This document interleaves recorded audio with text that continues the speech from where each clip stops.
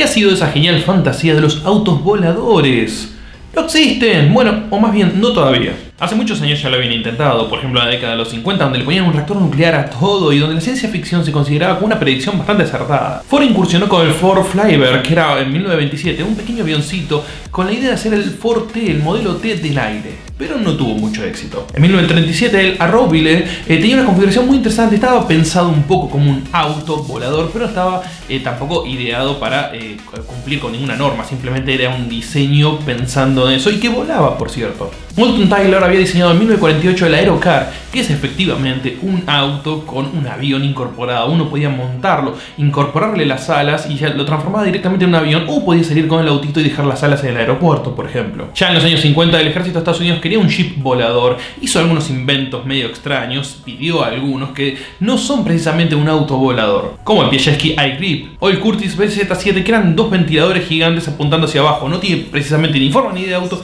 ni de avión, pero el concepto era muy parecido. No nos podemos olvidar del Aerocar, que era un disco volador que nunca podía levantarse más de unos pocos centímetros del suelo. Fue un proyecto interesante pero que no llegó a nada. Y hablando de bestialidades, los rusos, los soviéticos tenían el Antonov A-40, que era una exageración, era un tanque con alas. Por suerte nunca llegaron a construirlo porque lo más probable es que hubiesen matado a alguien, al pobre piloto de esa cosa. En los 70 alguien tomó un Ford Pinto y un Cessna 337 para hacer el Ave Mizar. Casi entra en la película de James Bond, El hombre con la arma dorada, pero lamentablemente el creador de este vehículo se mató en su vehículo, no voló muy bien que digamos, y no pudo entrar. Eso sí, en la película tenemos un auto volador, que en realidad es un modelo a control remoto. Básicamente tomaron una AMC Matador, le pusieron unas alas de juguete y ahí sale volando. Y no me puedo olvidar de Moller. Moller es un tipo que creó, desde 1974 venía vendiendo la idea de su auto volador. De hecho, el M400 y el M200 son básicamente lo que soñábamos todos en los 90s y en el 2000 de que lo que debía ser un auto volador. Eso sí, el Skycar y el Volantor nunca lograron más allá de unos pequeños vuelos de prueba, en los cuales demostraban que no estaban muy preparados para la tarea. Y con mucho ruido, muy incómodos, muy difíciles y muy peligrosos. Hasta aquí habían llegado los sueños del siglo XX de un auto volador. Queríamos autos voladores, pero en cambio tenemos 140 caracteres, como dice Peter Thiel. Y es verdad, en los últimos años la tecnología avanzó mucho, pero no tenemos ni los robots que nos ayudan, ni nos hablan, ni que tienen una inteligencia artificial perfecta. Estamos como en el comienzo de todo eso, pero nos falta muchísimo de avance tecnológico, no lo que esperábamos para el año en el que estamos.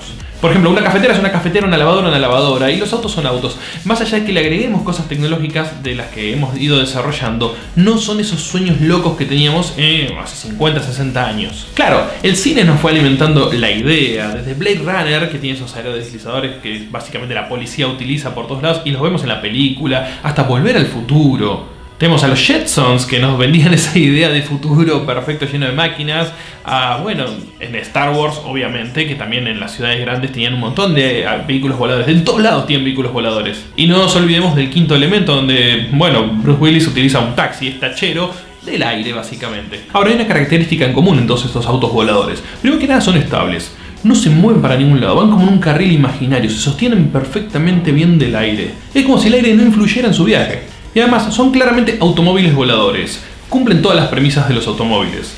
Es decir, hay un conductor, el conductor es el que lleva los controles, se los lleva del punto A al punto B, no hay nada automático. Y esto alimenta la fantasía de que el auto volador es algo que puede utilizar cualquier persona, como lo puede suceder en un auto común y corriente. Ahora, más allá de todo el entusiasmo emprendedor que hay hoy en día en estos últimos 10 años con los autos voladores, ¿tiene sentido? Ahora bien, no es nuevo el despegue vertical, el VTOL, el despegue y aterrizaje vertical. Existe, por ejemplo, el Harrier como avión, el B-22 Osprey o, de hecho, los helicópteros. Pero ¿qué pasa? Todos estos necesitan mucha tecnología y no cumplen necesariamente con la idea de auto volador. Tienen que ir de un aeropuerto a otro, un helipuerto al otro. No es que uno pueda utilizarlos desde su casa y nada más.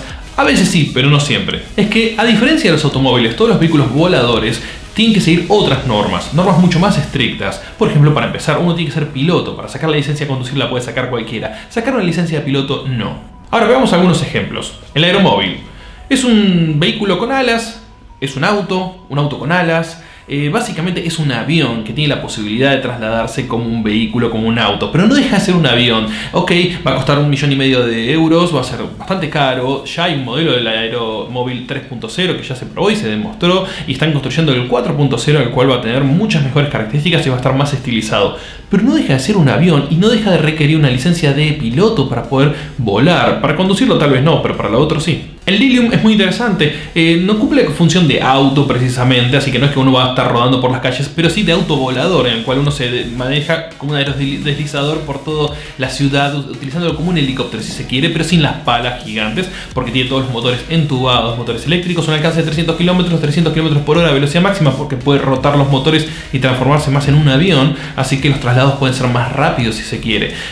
Ya volado también tenemos un ejemplo que ha logrado despegar, y no solo despegar, sino mostrarse en funcionamiento, que no es cualquier cosa precisamente. Esto ya es el primer paso dado, pero tiene exactamente las mismas limitaciones. Muy peligroso, lo tiene que manejar alguien que sabe mucho, y es un riesgo muy alto para cualquier lugar habitado. Airbus, que construye aviones y sabe perfectamente de esto, está haciendo el Vajana. El Vajana tiene una característica muy parecida a todos los anteriores. Es como un dron volador que está pensado justamente para utilizarse dentro de una ciudad y no utilizarse por fuera, si es para vuelos cortos dentro de un lugar urbano. Obviamente tiene las mismas características de los anteriores. Estamos hablando de un vehículo que por el momento requeriría de una licencia de piloto de aviación, y no es precisamente un ultraliviano. Ninguno de estos lo son, aunque parecen, son un poquito más pesados que los ultralivianos, pero todos están pensados para una fecha muy parecida, por el 2020 en adelante. Es decir, las reglas se van a tener que ir ajustando probablemente. El más llamativo de todos es el Hang 184, un producto chino que es básicamente un dron como los que utilizamos para filmar y lo que fuere, pero para personas. Todo máximo, todo más grande, con 8 palas, con motores en una posición tan ridícula que parece una cortadora de pasto gigante, en la cual es básicamente un cortacabezas si quieren, porque si ese vehículo baja de altitud o se cae o algo por el estilo, lo único que va a hacer es ir rebanando gente por cómo está hecho el diseño. Es un helicóptero hecho al revés, con 4 hélices encima, así como para que nadie se quede sin morir ante la caída de este vehículo. El vehículo inicial, el de prueba, tiene apenas una duración de 15 minutos su batería, así que estamos hablando que se va a caer tarde o temprano, y cada vez más pronto que más tarde. Tengan en cuenta una característica en común de todos estos: ninguno se basa en la sustentación para poder volar. No solo eso, todos están pensados para ser utilizados en centros urbanos, es decir, donde más riesgo de caer, si se cae un vehículo, mate a alguien ahí, porque si se cae en medio del campo, como la mayoría de los vuelos comerciales, que están solo un rato sobre la ciudad, pero el resto del vuelo están sobre terrenos que habitualmente no hay densidad de población, no es tanto un problema. Pero además, al no basarse en la sustentación, es decir, no utilizan el aire para mantenerse arriba, si se apagan los motores, no puede planear hasta lograr aterrizar, como muchas veces han logrado muchos vuelos comerciales. De hecho, hasta los helicópteros tienen la autorrotación. Si se quedan sin motor pero tienen altitud suficiente, pueden poner las palas planas para que no hagan resistencia al aire y ir bajando lentamente, aunque cae como un ladrillito, no tanto como estos que son seguros ladrillos, que van a caer verticalmente sin ninguna posibilidad de control o de tener planear un poquito, nada. El sueño y la fantasía que tenemos del auto volador implican negar las leyes de la física más básicas, que es que el aire es un fluido. Yo sé que muchos por ahí no lo notan porque dicen, no, si no se ve, no sé cuando lo toco, pero si uno hace así con la mano ya siente cierta densidad en el aire. El viento te demuestra que es un fluido, las tormentas, todo. Cuando un avión despega y en un día de tormenta, nos damos cuenta perfectamente de lo importante que es el aire. Está ahí, cumple una función y es denso. No lo suficiente, no demasiado, pero lo suficiente para poder molestarnos. Ahora bien, ¿cómo actuarían estos tipos de vehículos? Nunca van a estar yendo por un carril imaginario recto como en las películas. No, lamentablemente eso no sucede. Eso puede suceder en el espacio si queremos, pero aún así, inclusive en el espacio, con que uno simplemente toque la aeronave para un lado o le cambie la inercia para un lado o para el otro, va a moverlo y no va a ser estable. Ese canal, como si fuese un riel de tren, es imposible. Ahora bien, pongámonos más positivos. La única forma que creo yo que puede llegar a funcionar para los autos voladores y no generar el mismo embotellamiento que tenemos en tierra, en el aire, es si los vehículos no son manejados por humanos. Sé que a muchos les cuesta la idea de que un robot se haga cargo de transporte de uno, más aún cuando estamos volando, pero les puedo asegurar que va a ser mucho más seguro a mucha gente sin conocimiento suficiente, con la licencia de conducir común y corriente, manejando vehículos voladores. Imagínense, ya no es que chocas contra un poste de luz, chocas contra un edificio de departamento lleno de gente. Entonces tal vez lo mejor sería que todo esto vaya más encarado con la conducción autónoma. que con el volador. Es decir, lo volador va a llegar, ok, vamos a tener, pero pueden ser helicópteros. Los helicópteros funcionan hoy en día, no es necesario reinventar la rueda, no es necesario cambiarle la forma, pero tengan en cuenta todo el mantenimiento que tiene un helicóptero, todo el mantenimiento que tiene un avión. ¿Por qué tendría que tener menos mantenimiento un auto volador? No, debería tener lo mismo. ¿Y ustedes alguna vez pensaron en los costos que tiene de mantenimiento un avión? Son carísimos, por eso es tan caro volar, no solamente en combustible que se gasta, que es mucho más. Para darles una idea, si hacen un vuelo de acá a Europa van a estar gastando mucho más que todo el combustible que gastarían en su vida en un auto. Entonces, tengan en cuenta que no es barato mantener una cosa en el aire. Y todos estos vehículos, más allá que algunos son eléctricos, requieren un mantenimiento muy importante sobre toda su mecánica, porque con que uno solo de los motores, y la mayoría son de múltiples motores, con que uno solo de sus motores se rompa, ya estamos muertos. Así de simple, muerte. No hay un término medio, no es que hay un colchoncito o como en las películas que se caen y siempre sobreviven. No, en la realidad, cuando se cae algo de más allá de 100 metros, la probabilidad de sobrevida es muy baja. Y más si es una caja de plástico y metal que se va a transformar en una cuchilla que te mate a vos mismo. Ni hablar del Elan que directamente va con sus cuchillas te va a cortar la cabeza, lo cual va a ser una muerte bastante rápida y sin dolor, espero.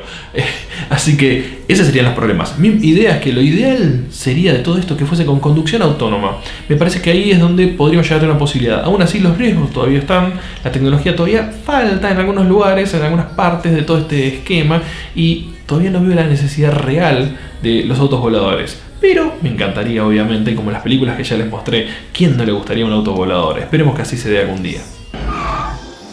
Hey Doc, you better back up. We don't have enough road to get up to 88. Roads? Where we're going, we don't need roads.